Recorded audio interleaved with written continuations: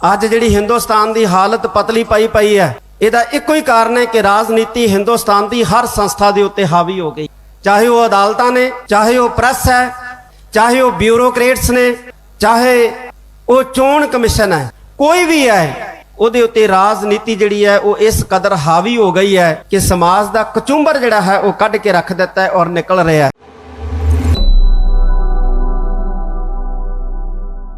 ਕੇਂਦਰ ਦੀ ਬੀਜੇਪੀ ਸਰਕਾਰ ਨੂੰ ਈਵੀਐਮ ਸਰਕਾਰ ਐਲਾਨ ਚੁੱਕੇ ਜਥੇਦਾਰ ਗਿਆਨੀ ਹਰਪ੍ਰੀਤ ਸਿੰਘ ਨੇ ਹੁਣ ਬੀਜੇਪੀ ਦੇ ਤੁਸ਼ਟੀਕਰਨ ਧਰੁਵੀਕਰਨ ਦੇ ਤੌਰ ਤਰੀਕਿਆਂ ਨੂੰ ਬੇਪਰਦਾ ਕਰਕੇ ਰੱਖ ਦਿੱਤਾ ਹੈ ਅਤੇ ਬਦਲੇ ਸਿਆਸੀ ਹਾਲਾਤਾਂ ਅਤੇ ਸਮੀਕਰਨਾਂ ਤਹਿਤ ਜਥੇਦਾਰ ਦੀ ਬੀਜੇਪੀ ਦੇ ਖਿਲਾਫ ਇਸ ਹਮਲਾਵਰ ਪਹੁੰਚ ਅਤੇ ਤਿੱਖੀ ਸੁਰ ਨੂੰ ਸਮਝਿਆ ਜਾ ਸਕਦਾ ਹੈ। ਅੱਜਕੱਲ ਧਾਰਮਿਕ ਮੰਚਾਂ ਤੋਂ ਜਥੇਦਾਰ ਸਾਹਿਬ ਬੀਜੇਪੀ ਨੂੰ ਲਗਾਤਾਰ ਲਲਕਾਰ ਰਹੇ ਹਨ। ਇਸ ਵਾਰ ਮੌਕਾ ਹੋਲਾ ਮਹੱਲਾ ਦਾ ਸੀ ਅਤੇ ਜਥੇਦਾਰ ਨੇ ਪੰਜਾਬ ਦੀ ਆਵਾਮ ਖਾਸ ਕਰ ਸਿੱਖ ਕੌਮ ਨੂੰ ਬੀਜੇਪੀ ਦੀਆਂ ਵੰਡ ਪਾਓ ਨੀਤੀਆਂ ਅਤੇ ਧਾਰਮਿਕ ਧਰੁਵੀਕਰਨ ਦੀਆਂ ਚਾਲਾਂ ਤੋਂ ਸੁਚੇਤ ਰਹਿਣ ਦੀ ਅਪੀਲ ਕਰਦਿਆਂ ਇੱਕ ਵਾਰ ਫਿਰ ਆਪਣੇ ਸੰਬੋਧਨ ਵਿੱਚ ਬੀਜੇਪੀ ਦੀ ਕੱਟੜ ਵਿਚਾਰਧਾਰਾ ਦੀਆਂ ਵੱਖੀਆਂ ਉਧੇੜੀਆਂ ਹਨ। ਹੋਲਾ ਮਹੱਲਾ ਮੌਕੇ ਸ੍ਰੀ ਅਕਾਲ ਤਖਤ ਸਾਹਿਬ ਦੇ ਜਥੇਦਾਰ ਗਿਆਨੀ ਹਰਪ੍ਰੀਤ ਸਿੰਘ ਨੇ ਜਿੱਥੇ ਕਿਹਾ ਕਿ ਭਾਰਤੀ ਜਨਤਾ ਪਾਰਟੀ ਭਾਜਪਾ ਦਾ ਮੁੱਖ ਧਰਮ ਹੀ ਧਰੁਵੀਕਰਨ ਕਰਨਾ ਹੈ, ਉਹ ਆਪਣਾ ਧਰਮ ਪੱਛਮੀ ਬੰਗਾਲ 'ਚ ਵੀ ਨਿਭਾ ਰਹੀ ਹੈ, ਇਸੇ ਤਰ੍ਹਾਂ ਪੰਜਾਬ ਵਿੱਚ ਵੀ ਕਰਨ ਦੀ ਕੋਸ਼ਿਸ਼ ਕੀਤੀ ਜਾਵੇਗੀ। ਉਹਨਾਂ ਕਿਹਾ ਕਿ ਪੰਜਾਬ ਦੇ ਸਮੂਹ ਸਿੱਖਾਂ ਨੂੰ ਇਸ ਨੂੰ ਸੰਜੀਦਗੀ ਨਾਲ ਲੈਣ ਅਤੇ ਸੁਚੇਤ ਹੋ ਕੇ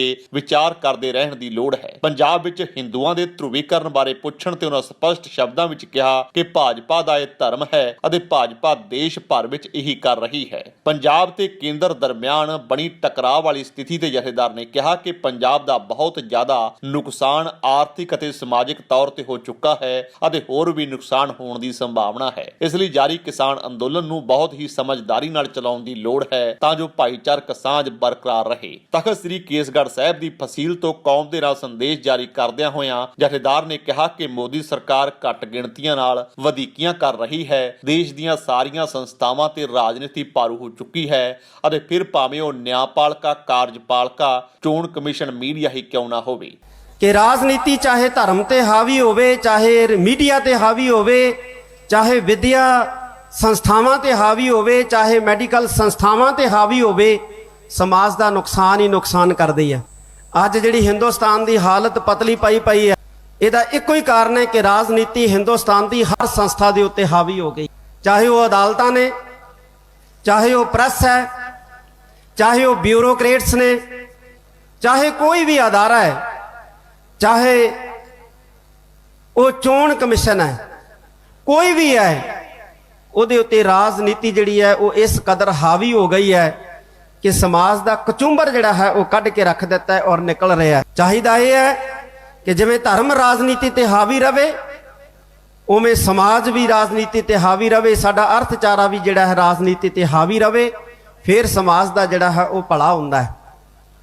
ਅੱਜ ਡੈਮੋਕ੍ਰੇਸੀ ਦੇ ਅੰਦਰ ਸਾਡੀ ਹਰ ਸੰਸਥਾ, ਮੈਂ ਸਿੱਖਾਂ ਦੀ ਸੰਸਥਾ ਦੀ ਗੱਲ ਨਹੀਂ ਕਰਦਾ, ਮੈਂ ਦੇਸ਼ ਦੀਆਂ ਭਾਰਤ ਦੀਆਂ ਸੰਸਥਾਵਾਂ ਦੀ ਗੱਲ ਕਰਦਾ, ਸਾਰੀਆਂ ਸੰਸਥਾਵਾਂ ਦਾ ਦਿਵਾਲਾ ਜਿਹੜਾ ਹੈ ਉਹ ਨਿਕਲ ਚੁੱਕਿਆ। ਲੋਕ ਤਰਾਹ ਕਰ ਰਹੇ ਹੈ ਲੇਕਿਨ ਸਰਕਾਰ ਨੂੰ ਕੋਈ ਫਰਕ ਨਹੀਂ ਪੈ ਰਿਹਾ। ਐਸੀ ਪੋਜੀਸ਼ਨ ਦੇ ਵਿੱਚ ਧਰਮ ਨੂੰ ਮਜ਼ਬੂਤ ਕਰਨ ਦੀ ਬਹੁਤ ਵੱਡੀ ਜ਼ਰੂਰਤ ਹੈ, ਧਾਰਮਿਕ ਸੰਸਥਾਵਾਂ ਨੂੰ ਮਜ਼ਬੂਤ ਕਰਨ ਦੀ ਵੱਡੀ ਜ਼ਰੂਰਤ ਹੈ, ਕਿਉਂਕਿ ਧਰਮ ਹੀ ਆਸਰਾ ਬਣਦਾ ਹੈ, ਧਰਮ ਹੀ ਸਹਾਰਾ ਬਣਦਾ ਹੈ। ਜਦੋਂ ਹਕੂਮਤ ਜ਼ਾਬਰ ਜ਼ੁਲਮ ਕਰਨ ਵਾਲੀ ਬਣ ਜਾਏ ਤੇ ਫਿਰ ਹਕੂਮਤ ਦੇ ਜ਼ੁਲਮ ਦਾ ਮੁਕਾਬਲਾ, ਜ਼ਬਰ ਦਾ ਮੁਕਾਬਲਾ ਧਰਮ ਦੇ ਸਹਿਤ ਕੀਤਾ ਜਾ ਸਕਦਾ ਹੈ। ਕਿਸੇ ਨਾਸਤਕ ਵਿਚਾਰ ਦੇ ਨਾਲ ਹਕੂਮਤੀ ਜ਼ਬਰ ਦਾ ਮੁਕਾਬਲਾ ਨਹੀਂ ਕੀਤਾ ਜਾ ਸਕਦਾ। ਇਹ ਗੱਲ ਸਾਨੂੰ ਚੇਤੇ ਰੱਖਣੀ ਚਾਹੀਦੀ ਹੈ। ਇਸ ਕਰਕੇ ਉਹਨਾਂ ਕਿਹਾ ਕਿ ਸਰਕਾਰ ਟਸ ਤੋਂ ਮਸ ਨਹੀਂ ਹੋ ਰਹੀ। ਇਸ ਤਰ੍ਹਾਂ ਜਦ ਹਕੂਮਤ ਜ਼ਾਲਮ ਬਣ ਜਾਵੇ ਤਾਂ ਧਰਮ ਦਾ ਪੱਲਾ ਫੜਨ ਦੀ ਲੋੜ ਪੈਂਦੀ ਹੈ। ਉਹਨਾਂ ਕਿਹਾ ਕਿ ਲਾਲ ਕਿਲੇ ਤੇ ਕੇਸਰੀ ਨਿਸ਼ਾਨ ਸਾਹਿਬ ਚਲਾਉਣ ਵਾਲਿਆਂ ਤੇ ਸਰਕਾਰ ਨੇ ਧੜਾਧੜ ਪਰਚੇ ਦਰਜ ਕੀਤੇ ਪਰ ਕਿਸੇ ਨੇ ਬਾਹ ਨਹੀਂ ਫੜੀ। ਸੈਂਕੜੇ ਨੌਜਵਾਨ ਜੇਲ੍ਹਾਂ 'ਚ ਡੱਕ ਦਿੱਤੇ ਗਏ। ਸਿਰਫ ਦਿੱਲੀ ਗੁਰਦੁਆਰਾ ਕਮੇਟੀ ਨੇ ਗ੍ਰਿਫਤਾਰ ਕੀਤੇ ਗਏ ਵਿਅਕਤੀਆਂ ਦੀ ਬਾਹ ਫੜੀ। ਜਥੇਦਾਰ ਨੇ ਕਿਹਾ ਕਿ ਸਿੱਖਾਂ ਨੂੰ ਸੰਸਥਾਵਾਂ ਦੀ ਪਹਿਰੇਦਾਰੀ ਕਰਨ ਦੀ ਲੋੜ ਹੈ ਤਾਂ ਜੋ ਸੰਸਥਾਵਾਂ ਉਹਨਾਂ ਦੀ ਪਹਿਰੇਦਾਰੀ ਕਰ ਸਕਣ। ਕੌਮ ਦੇ ਨਾਲ ਸੰਦੇਸ਼ ਜਾਰੀ ਕਰ ਕਰਦਿਆਂ ਤਖ਼ਤ ਸ੍ਰੀ ਕੇਸਗੜ੍ਹ ਸਾਹਿਬ ਦੇ ਜਥੇਦਾਰ ਗਿਆਨੀ ਰਘੁਬੀਰ ਸਿੰਘ ਨੇ ਕਿਹਾ ਕਿ ਦੇਸ਼ ਦਾ ਅੰਨਦਾਤਾ ਸੜਕਾਂ ਤੇ ਰੁਲਣ ਲਈ ਮਜਬੂਰ ਹੈ। ਹਾਕਮ ਕਿਸਾਨ ਦੀ ਆਵਾਜ਼ ਸੁਣਨ ਦੀ ਬਜਾਏ ਟਸ ਤੋਂ ਮਸ ਨਹੀਂ ਹੋ ਰਿਹਾ। ਉਹਨਾਂ ਕਿਹਾ ਕਿ ਦੇਸ਼ ਦੀ ਆਜ਼ਾਦੀ ਲਈ ਸਿੱਖਾਂ ਨੇ 90% ਕੁਰਬਾਨੀਆਂ ਦਿੱਤੀਆਂ ਹਨ ਅਤੇ ਸਰਕਾਰ ਨੂੰ ਚਾਹੀਦਾ ਹੈ ਕਿ ਕਿਸਾਨਾਂ ਦੇ ਸਬਰ ਨੂੰ ਹੋਰ ਨਾ ਪਰਖਿਆ ਜਾਵੇ। ਹਰ ਸਿੱਖ ਨੂੰ ਅੱਜ ਵਧੇਰੇ ਧਰਮੀ ਹੋਣ ਦੀ ਜ਼ਰੂਰਤ ਹੈ। ਜੇ ਅਸੀਂ ਬਚਣਾ ਹੈ, ਜੇ ਅਸੀਂ ਜੀਣਾ ਹੈ, ਤਾਂ ਸਾਨੂੰ ਗੁਰੂ ਦਾ ਸਾਥ ਜਿਹੜਾ ਹੈ ਉਹ ਲੈਣਾ ਹੀ ਪਏਗਾ। ਨਹੀਂ ਤਾਂ ਜਿਸ ਤਰ੍ਹਾਂ ਦਾ ਭਾਰਤ ਦੇ ਅੰਦਰ ਮਾਹੌਲ ਬਣਾਇਆ ਜਾ ਰਿਹਾ ਹੈ, ਮੈਂ ਬਾਕੀ ਘੱਟ ਗਿਣਤੀਆਂ ਦੇ ਸਹਿਤ ਮੈਂ ਸਿੱਖਾਂ ਦੀ ਵੀ ਗੱਲ ਕਰਾਂ ਕਿ ਸਾਡਾ ਜੀਣਾ ਉਸ ਹਾਲਤ ਦੇ ਵਿੱਚ ਹੀ ਬਿਹਤਰ ਹੋ ਸਕਦਾ ਹੈ ਜਿਸ ਕਿਸਮ ਦਾ ਮਾਹੌਲ ਬਣ ਰਿਹਾ ਹੈ। ਜੇ ਅਸੀਂ ਗੁਰੂ ਦਾ ਪੱਲਾ ਫੜ ਲਈਏ, ਗੁਰੂ ਦਾ ਆਸਰਾ ਲੈ ਲਈਏ, ਗੁਰੂ ਦਾ ਸਹਾਰਾ ਲੈ ਲਈਏ, ਫੇਰ ਹੀ ਅਸੀਂ ਬਚ ਸਕਦੇ ਹਾਂ। ਜੇ ਅਸੀਂ ਗੁਰੂ ਤੋਂ ਦੂਰ ਹੋ ਗਏ, ਗੁਰੂ ਤੋਂ ਟੁੱਟ ਗਏ, ਤੇ ਹਿੰਦੁਸਤਾਨ ਦੇ ਅੰਦਰ ਸਿਸਟਮ ਐਸਾ ਬਣ ਰਿਹਾ ਹੈ ਕਿ ਸਾਡੀ ਹੋਂਦ ਜਿਹੜੀ ਹੈ ਇਹ ਖਤਰੇ ਦੇ ਵਿੱਚ ਪੈਣ ਜਾ ਰਹੀ ਹੈ।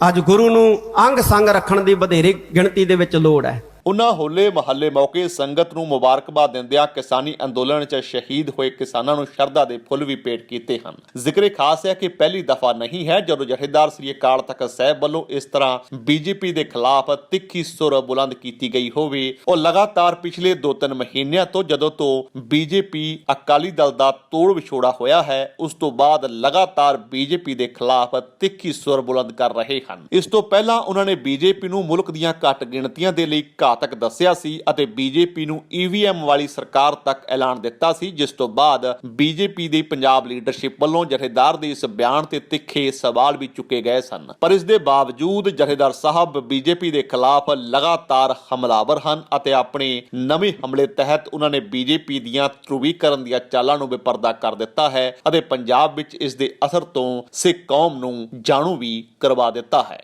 ਅਸੀਂ ਦੇਖਦੇ ਹਾਂ ਕਿਸਾਨ ਅੰਦੋਲਨ ਚੱਲਿਆ, ਨੌਜਵਾਨ ਜਜ਼ਬਾਤੀ ਹੋਏ, ਲਾਲ ਕਿਲੇ ਦੇ ਵਿੱਚ ਚਲੇ ਗਏ। ਲਾਲ ਕਿਲੇ 'ਚ ਜਾ ਕੇ ਕੋਈ ਨੌਜਵਾਨਾਂ ਨੇ ਗੁਨਾਹ ਨਹੀਂ ਕਰਤਾ, ਕੋਈ ਬਜ਼ਰ ਪਾਪ ਨਹੀਂ ਕਰਤਾ, ਲੇਕਿਨ ਇਸ ਤਰ੍ਹਾਂ ਦਾ ਹਾਲਾਤ, ਇਸ ਤਰ੍ਹਾਂ ਦਾ ਮਾਹੌਲ ਬਣਾਇਆ ਗਿਆ ਕਿ ਜਿਵੇਂ ਲਾਲ ਕਿਲੇ ਦੇ ਉੱਤੇ ਪਹੁੰਚਣ ਵਾਲੇ ਤੇ ਕੇਸਰੀ ਨਿਸ਼ਾਨ ਚੜਾਉਣ ਵਾਲੇ ਬਹੁਤ ਵੱਡੇ ਮਹਾ ਅਪਰਾਧੀ ਹੁੰਦੇ ਆ, ਪਾਪੀ ਹੁੰਦੇ ਆ। ਸਰਕਾਰ ਨੇ ਧੜਾ ਧੜ ਝੂਠੇ ਪਰਚੇ ਦਰਜ ਕਰਕੇ ਉਹਨਾਂ ਨੌਜਵਾਨਾਂ ਨੂੰ ਅੰਦਰ ਧੱਕਣਾ ਜਿਹੜਾ ਪ੍ਰਾਰੰਭ ਕਰ ਦਿੱਤਾ। ਸੈਂਕੜਿਆਂ ਦੀ ਗਿਣਤੀ ਦੇ ਵਿੱਚ ਨੌਜਵਾਨ ਜਿਹੜੇ ਸਾਡੇ ਜੇਲ੍ਹਾਂ ਦੇ ਵਿੱਚ ਬੰਦ ਕਰ ਦਿੱਤੇ ਗਏ ਤੇ ਬਾਂਹ ਨਹੀਂ ਕਿਸੇ ਨੇ ਫੜੀ। ਜਿਨ੍ਹਾਂ ਨੇ ਜੋਸ਼ੀਲੇ ਨਾਰੇ ਮਾਰੇ ਉਹਨਾਂ ਵਿੱਚੋਂ ਵੀ ਕਿਸੇ ਨੇ ਬਾਂਹ ਨਹੀਂ ਫੜੀ, ਤੇ ਜੇ ਬਾਂਹ ਫੜੀ ਤੇ ਸਾਡੀ ਸੰਸਥਾ ਦਿੱਲੀ ਸਿੱਖ ਗੁਰਦੁਆਰਾ ਪ੍ਰਬੰਧਕ ਕਮੇਟੀ ਨੇ ਫੜੀ। ਬੋਲੇ ਸੋ ਨਿਹਾਲ ਸ੍ਰੀ ਅਕਾਲ। ਸੈਂਕੜੇ ਨੌਜਵਾਨਾਂ ਨੂੰ ਜੇਲ੍ਹ ਦੇ ਵਿੱਚੋਂ ਬਾਹਰ ਕਢਾ ਕੇ ਲਿਆਂਦਾ। ਇਸ ਕਰਕੇ ਅੱਜ ਬਹੁਤ ਵੱਡਾ ਸਾਨੂੰ ਸੋਚਣ ਤੇ ਸਮਝਣ ਦੀ ਜ਼ਰੂਰਤ ਹੈ। ਜੇ ਸਾਡੀਆਂ ਸੰਸਥਾਵਾਂ ਇਹ ਮਜ਼ਬੂਤ ਹੋਣਗੀਆਂ ਤੇ ਸਾਡੀ ਇਹ ਰਾਖੀ ਕਰਨਗੀਆਂ, ਪਰ ਸੰਸਥਾਵਾਂ ਨੂੰ ਮਜ਼ਬੂਤ ਕਰਨ ਵਾਸਤੇ ਸਾਨੂੰ ਇਹਨਾਂ ਦੀ ਰਾਖੀ ਕਰਨੀ ਪਏਗੀ, ਇਹਨਾਂ ਦੀ ਪਹਿਰੇਦਾਰੀ ਕਰਨੀ ਪਏਗੀ। ਅਸੀਂ ਸੰਸਥਾਵਾਂ ਦੀ ਪਹਿਰੇਦਾਰੀ ਕਰਨੀ ਹੈ, ਫਿਰ ਸੰਸਥਾਵਾਂ ਸਾਡੀ ਪਹਿਰੇਦਾਰੀ ਕਰਨਗੀਆਂ। ਅਸੀਂ ਇੱਕ ਦੂਸਰੇ ਦੇ ਪੂਰਕ ਬਣਨਾ ਹੈ। ਮੈਂ ਇੱਕ ਵਾਰੀ ਫੇਰ ਹੋਲੇ ਮਹੱਲੇ ਦੀਆਂ ਆਪ ਸਾਰੀਆਂ ਸੰਗਤਾਂ ਨੂੰ ਬਹੁਤ-ਬਹੁਤ ਵਧਾਈ ਦੇਣਾ। ਜੇਕਰ ਤੁਹਾਨੂੰ ਸਾਡਾ ਇਹ ਉਪਰਾਲਾ ਚੰਗਾ ਲੱਗਾ ਹੈ ਤਾਂ ਇਸ ਨੂੰ ਲਾਈਕ ਕਰੋ, ਸ਼ੇਅਰ ਕਰੋ ਅਤੇ ਸਾਡੇ YouTube ਚੈਨਲ ਨੂੰ ਸਬਸਕ੍ਰਾਈਬ ਕਰੋ।